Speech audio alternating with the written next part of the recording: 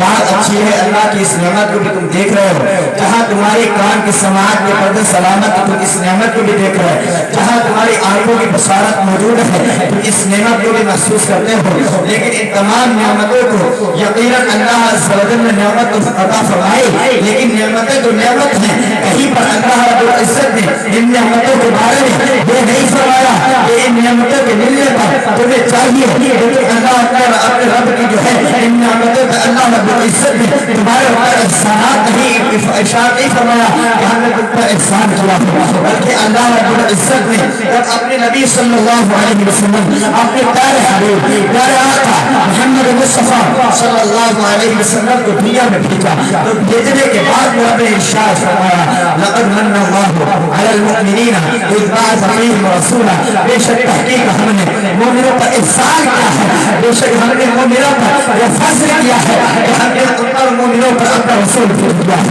उनमें से ही ऐसा रसूल भेज दिया है वो यअल्लिमुहुमुल किताब व युज़क्कीहिम, मेरे नबी के बारे में इरशाद फरमाया वो नबी आए हैं तो उनको किताब का भी इल्म सिखाते हैं, उनको हदीस का भी इल्म सिखाते हैं, उन्हें हिकमत भी सिखाते हैं और उनका तज़किया क़ल्ब भी किया करते हैं। गोया अल्लाह रब्बुल इज्जत ने इतनी नेमतों को अता फरमाने के बाद भी कहीं पर ये नहीं फरमाया कि हमने मोमिनों पर एहसान किया हो, लेकिन जब मुस्तफा की ज़ात अता फरमाई है तो फरमाया हमने मोमिनों पर एहसान किया है। और आप पीछे सुन चुके हैं जब कभी अल्लाह रब्बुल इज्जत का एहसान हो, अल्लाह का फज़ल हो, तो अल्लाह ने खुद फरमाया है मोमिनों को चाहिए खुशी का इज़हार करें, खुशी का इज़हार करें। और मोमिन तो कर रहे हैं खुशी का इज़हार। एक सवाल पैदा होता है कि मुस्तफा का मिलाद कौन ना मनाए, कौन ना मनाए। ये कहा जाता ना कि आला हज़रत फतावा रज़वी ने 8 तारीख लिखी, कभी कहा जाता है कि जो है अहमद रज़ा खान ने जो है वो 9 तारीख लिखी। हमने कहा दरअसल आला हज़रत के साथ से जो है वो आलिम के साथ नहीं है, वो एक मुहाक़िक़ के साथ है। जब कभी जिस फन के बारे में बताते हैं भलाई का माल लगा दिया करते हैं, आप चाहे मसला तहारत उठाएं, चाहे मसले दुनिया उठाएं, चाहे रोज के ऊपर सीट छपने का मसला उठाएं, किसी मसले को उठा के देख लें, आला हज़रत फ़ाज़िल बरेलवी ने जिस मसले पर भी कलम चलाया है, अगर वो पानी का मसला है तो पानी को पानी करके छोड़ा है। आप किसी मसले पे उठा के देख लें, आला हज़रत ने जब किसी मसले पर कलम चलाया है, गुफ्तगू की है, तो दलाइल का अंबार लगा दिए हैं। आला हज़रत फतावा रज़विया में जो नबी पाक सल्लल्लाहु अलैहि वसल्लम की विलादत की तारीख लिखते हैं तो लिखते हैं कि इसमें एक कौल ये भी है कि आपकी तारीख की विलादत की तारीख 8 रबीउल अव्वल है। कहीं पर दूसरा कौल लिखते हैं, कहीं तीसरा कौल लिखते हैं, कहीं चौथा कौल लिखते हैं। उसके बाद एक तकलीफ की सूरत पैदा कर देते हैं। आला हज़रत फरमाते हैं जब हुकूमत करना बस यह है मेजॉरिटी इस तरफ गई हुई है, इसी को मदारिज अल-नुबुव्वा में हज़रत शेख अब्दुल्लाह आल मुहद्दिस देहलवी ने भी इख्तियार फरमाया और फरमाया है कि 12 रबीउल अव्वल मेरे मुस्तफा करीम सल्लल्लाहु अलैहि वसल्लम की विलादत की तारीख है। 12 तारीख मेरे मुस्तफा की विलादत की तारीख, यही तहकीक शुदा है। वैसे तो दलाइल के मारा हज़रत ने पीछे लगाए, लेकिन क्या बताया कि मुहक्किकीन ने जिस बात पर इत्तेफाक किया, सीरत निगारों ने जिस बात पर इत्तेफाक किया है वो तारीख 8 या 14 या 17 12 11 इस तरह की नहीं, बल्कि फरमाया 12 तारीख मेरे मुस्तफा की विलादत की तारीख है। अच्छा मसला ये है बात नहीं कि मुस्तफा का मिलाद कौन ना मनाए और फिर कौन मनाए। एक नबी पाक सल्लल्लाहु अलैहि वसल्लम को जो आप अलक़ाब सुनते हैं उसमें एक मुस्तफ़ा करीम सल्लल्लाहु अलैहि वसल्लम की सिफ़ात नाम है मुहसिने इंसानियत। मुहसिने इंसानियत मेरे आका उस पुरफ़ितन दौर में तशरीफ लाए जहाँ इंसान को जन्म ले रहे थे, लेकिन इंसानियत नजर नहीं आ रही थी। इंसानियत सिसक रही थी, दम तोड़ रहे थे। जरा सोचे वो कैसा वक्त होगा जब इंसान का गुलाम होता था, कैसा पुरफ़ितन वक्त था जब सौतेली माँ को जो है बदसलूकी उसी के साथ की जाती थी, जब शौहर खत्म हो जाता था, बेवा को बाजार में घुमाया जाता था। कैसा पुरफ़ितन खराब दौर था। मेरे आका सल्लल्लाहु अलैहि वसल्लम तशरीफ लाए तो मैं कहता हूँ उस माँ को मिलाद बनाना चाहिए, उस माँ को मिलाद बनाना चाहिए जिस माँ के बारे में मेरे आका सल्लल्लाहु سے پہلے یہ سلوک کیا جاتا تھا کہ جب باپ مر جاتا تھا تو اولاد ماں کو ترکے میں بانٹ دیا کرتی تھی. آج ماں کا تقدس یہ ہے کہ ماں کی طرف غصے کی نگاہ سے بھی دیکھا نہیں جاتا ہے. وہ وقت ایسا تھا کہ ماں کی طرف حیوانیت کی نگاہ سے دیکھا جاتا تھا. بچے ماں کے ساتھ بدی و نوازت کیا کرتے تھے, بس سلوکی کیا کرتے تھے, ترکے میں بانٹ دیا کرتے تھے. میں کہتا ہوں کہ آج اس ماں کو میرے مصطفیٰ کو شکر ادا کرنا چاہیے.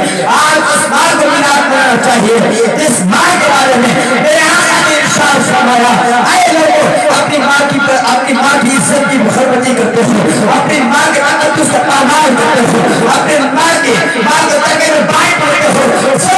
تمہارے رب تمہارے ماں کے مرتبے کو اتنا بلند کیا ہے کہ جنت ساتوں آسمان کے اوپر ہے, جہاں عرش اعلیٰ پر بنائی ہوئی ہے, اس جنت کو تمہارے رب نے کھینچ کر تمہاری ماں کے قدموں کے نیچے رکھا ہے.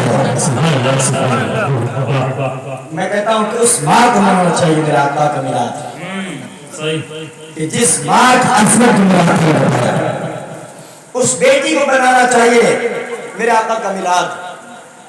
جو بیٹیاں دنیا میں تشریف لاتی تھی, میرے آقا کے دنیا میں تشریف لانے سے پہلے جب بیٹیاں پیدا ہوا کرتی تھی, اس وقت یہ بدسلوکی کی جاتی تھی کہ باپ زندہ بیٹی کو یا تو دفن کر دیتا تھا یا کھول کر تیل میں ڈال دیتا تھا. اللہ کیسا وقت تھا, ذرا غور کریں. ایک صحابی آتے ہیں, مسلمان ہو چکے ہیں, مسلمان ہونے کے بعد میں سرکار دو عالم صلی اللہ علیہ وسلم کی بارگاہ میں حاضر ہیں.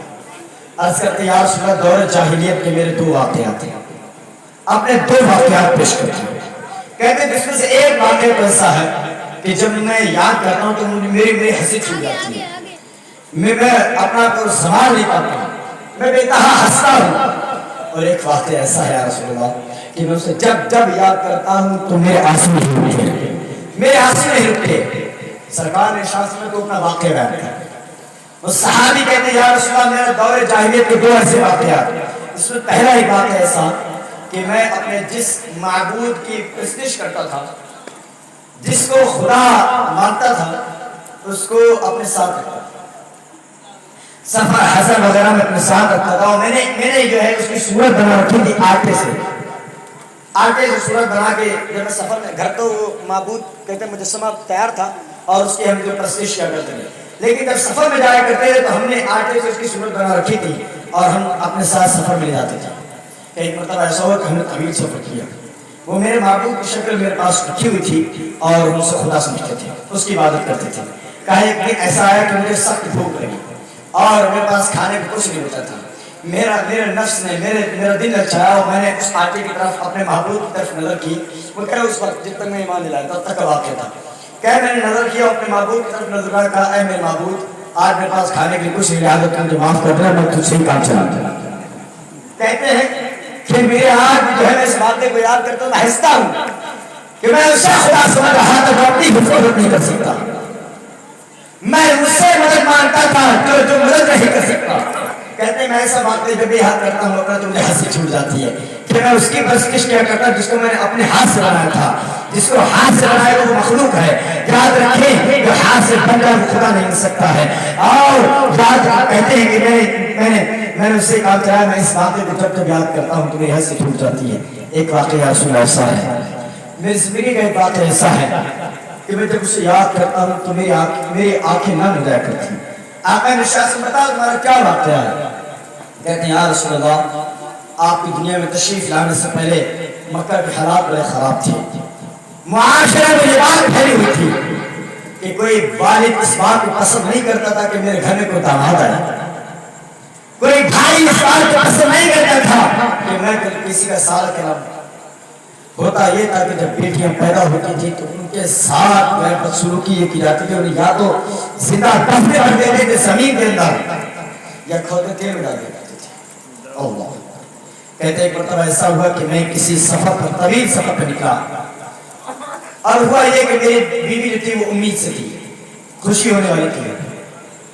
میں لمبے وقت کے لیے گھر سے تجارت کی غرض سے گیا یا کسی معاملے کی وجہ سے گھر سے چلا گیا. ہوا یہ کہ میرے گھر میں میری بیٹی کی ولادت ہوئی, میرے گھر میں بیٹی پیدا ہوئی. مجھے آنے میں اتنا وقت لگا، کافی عرصہ گزرا. جب میں اپنے گھر واپس پلٹا تو جب تک میں واپس آیا میری بیٹی کھیلنے لگی تھی، چھوٹی سی بچی تھی، کھیلنے لگی تھی.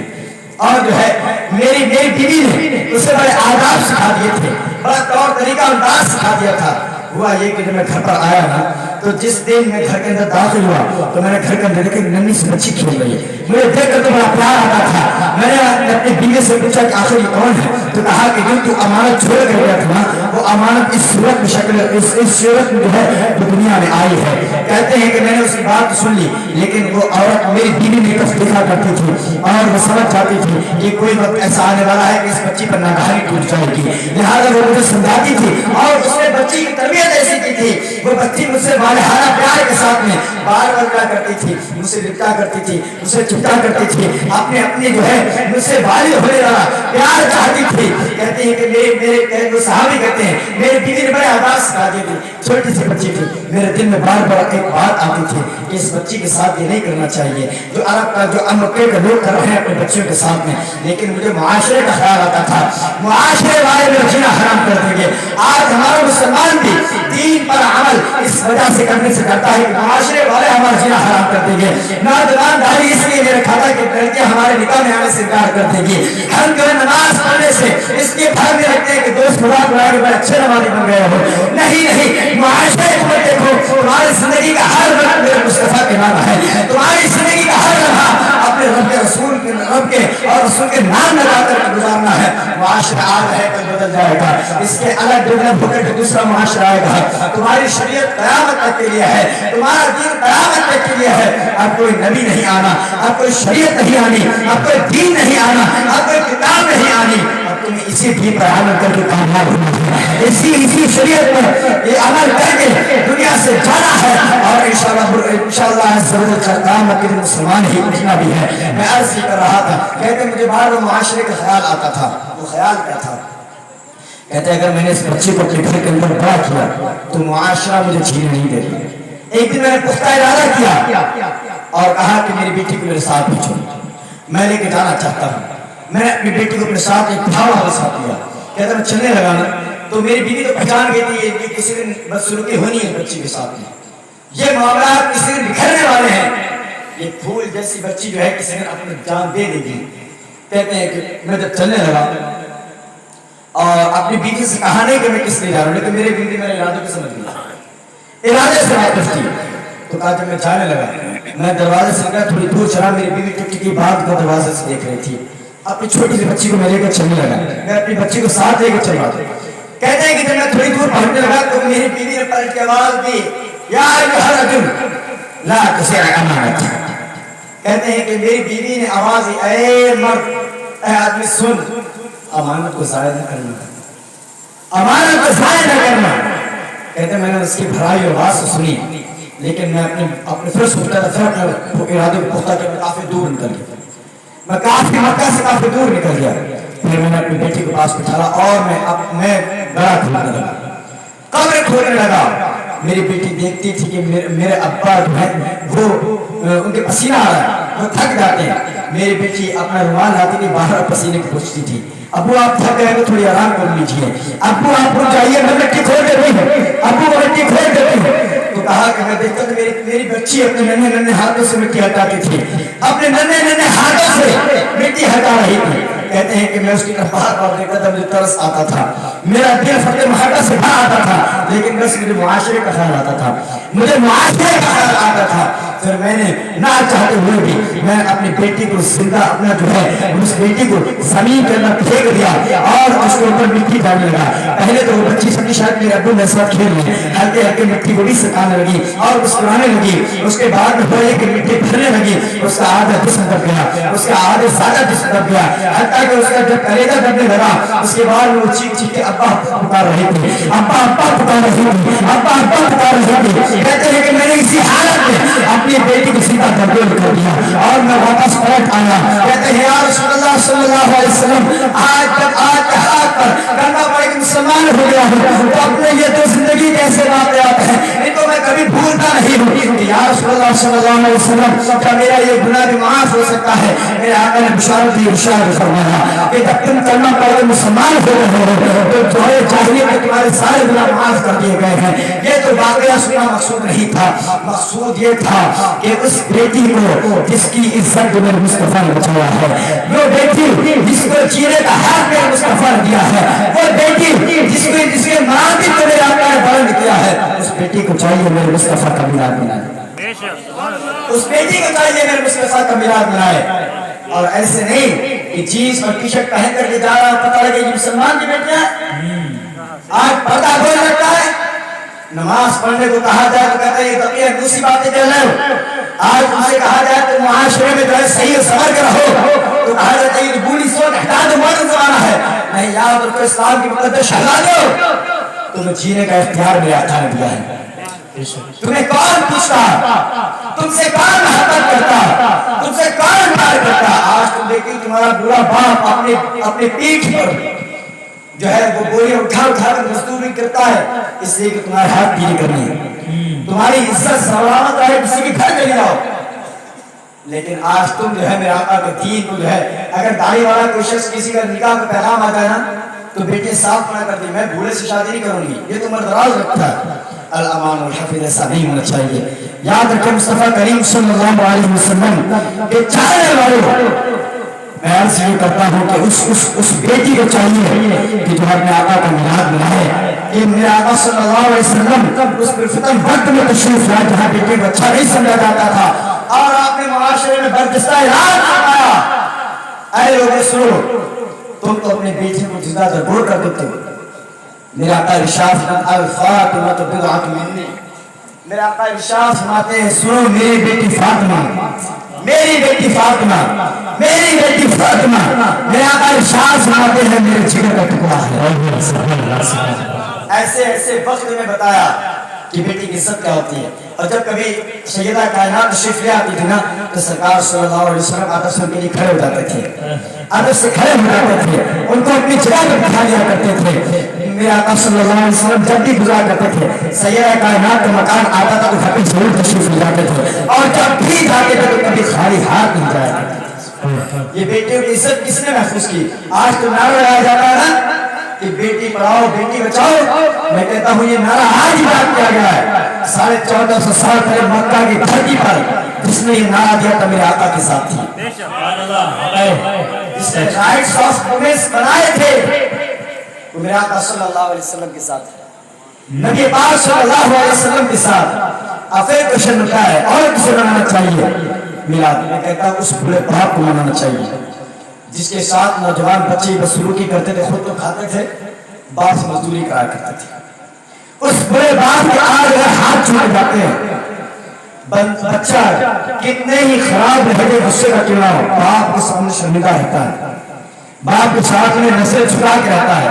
ये बाप का अदब मेरे आका ने बताया, फरमाया लोग अपने बाप के साथ बदसलूकी करने वाले सुनो, आका इरशाद फरमाते हैं रिज़ाउल्लाह फी रिज़ाइल वालिद, मुस्तफा ने इरशाद फरमाया सुनो अल्लाह उसी का राजी होगा जिसका वालिद राजी होगा, उसी का खुदा राजी होगा जिसका वालिद उससे राजी होगा। अगर वालिद नाराज है, कहते माँ के कदमों के नीचे जन्नत है, अगर माँ के कदमों के नीचे जन्नत है याद रखो बाप जो है उस जन्नत की कुंजी है, बाप जन्नत की कुंजी है।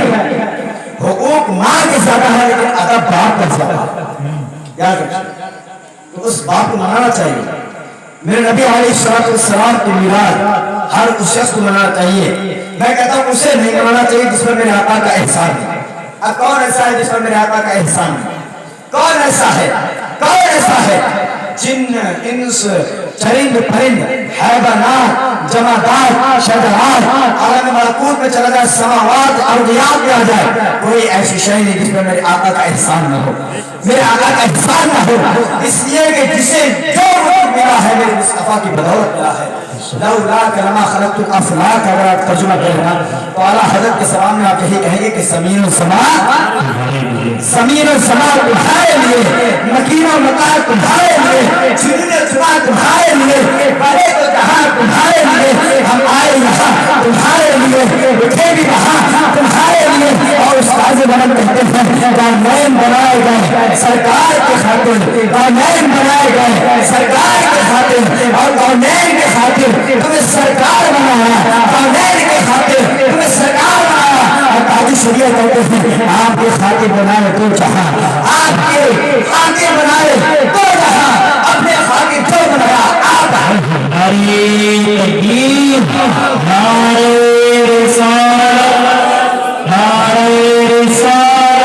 سرکار کی آمد آقا کی آمد دلبر کی آمد پیارے کی آمد سید کی آمد سالار کی آمد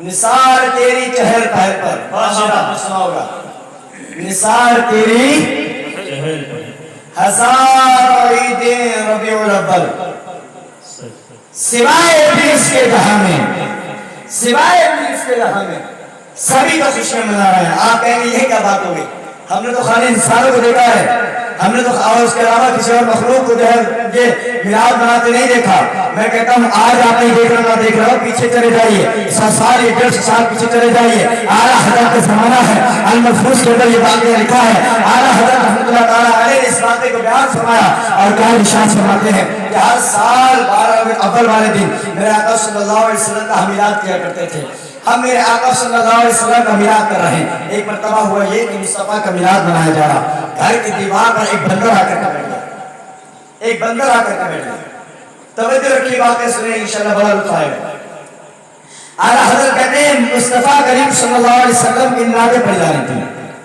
نعت پڑھنا یہ کوئی چھوٹا موٹا کام نہیں ہے ایسا نہیں سے کچھ حاصل نہیں ہوتا ظاہری طور پر تو نذرانے ملتے ہی جو شخص میرے مصطفیٰ کریم صلی اللہ علیہ وسلم کی نعت پڑھتے تھے آقا کے زمانے میں سب جانتے ہیں ان کا نام حضرت حسان بن ثابت ہے حضرت ویسے تو کئی صحابہ میرے آقا کے جو سراخاں گزرے لیکن سب سے اوپر جو نام آتا ہے اس میں حضرت حسان چونکہ خوش الہام بھی تھے بلند آواز والے بھی تھے اور عربی پر اشعار بنانے کا ملکہ بھی کافی حاصل تھا تو حدیث پاک میں آتا ہے کان یضع رسول اللہ صلی اللہ علیہ وسلم حسان بن ثابت رضی اللہ تعالی عنہ منبرا في المسجد يقوم عليه قائما يفاخر عليه وينافح ان اللهم قال رسول الله صلى الله عليه وسلم اللهم ايد حسان ابن ثابت بروح القدس کہتے ہیں نبی پاک صلی اللہ علیہ وسلم مسجد نبوی کے اندر حضرت حسان ابن ثابت کے لیے منبر بناتے تھے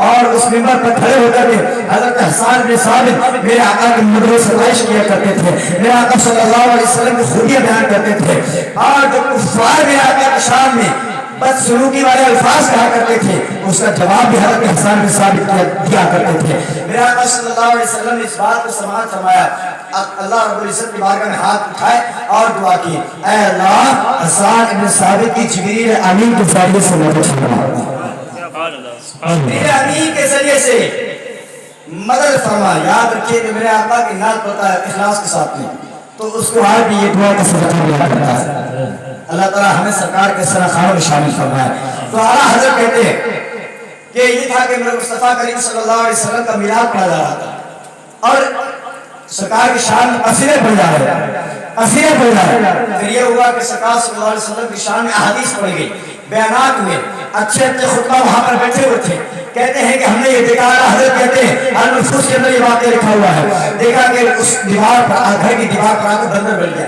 جتنی دیر تک میلاد ہوتی ہے بندر ہلا نہیں اپنی جگہ سے آپ کہیں یہ اتفاق کی بات ہے ہمارے یہاں بھی بہت سے جو ہے وہ جانور آ جاتے ہیں ادھر چلتے پھرتے جس کا مطلب یہ نہیں کہ جو ہے وہ میلاد میں حاضر ہو گئے اس سے دلیل پکڑنا درست نہیں ہوگا ہم نے کہا چلے آپ کی یہ بات تو یہاں تک مان لیتے اتفاق ہو سکتا ہے لیکن اعلیٰ حضرت آگے کیا بیان کر رہے ہیں کہ ہم نے بھی یہ رکھا تھا کہ جب تک بندر بیکار رہتا ہے یہ اتفاق سے آ گیا ہے لیکن جتنی دیر تک ہم نے بیٹھ کر مصطفیٰ کریم صلی اللہ علیہ وسلم کا میلاد منایا ہے اس وقت تک تو بندر بیٹھا رہا لیکن جب ہم نے کھڑے کر پڑھا مصطفیٰ جار رحمت پناہ کو سلام شرع اقدس میں ہدایت پناہ کو سلام اعلیٰ حضرت کہتے ہیں کہ جب ہم سب کھڑے ہو گئے اور مصطفیٰ کریم صلی اللہ علیہ وسلم پر جب ہم نے سلام پڑھنا شروع کیا ہم انسان پہ کھڑے ہو گئے تھے ہماری نظر پڑی اعلیٰ حضرت کہتے ہیں کہ ہم نے دیکھا وہ بندر جو دیوار پر آ کے بیٹھ گیا تھا انسان نے اپنے دونوں پیروں پر کھڑا ہو گیا سیدھا اس کی دیر تک کھڑا رہا جتنی دیر تک ہم کھڑے ہو کر مصطفیٰ پر سلام پڑھ رہے تھے مصطفیٰ پر سلام پڑھ رہے تھے تو آپ یہی کہیں گے کہ نثار تیری چہل پہل پر ہزار رنگے ربیع الاول اول سوائے ابلیس کے گھر میں سبھی تو خوشیاں منا رہے ہیں.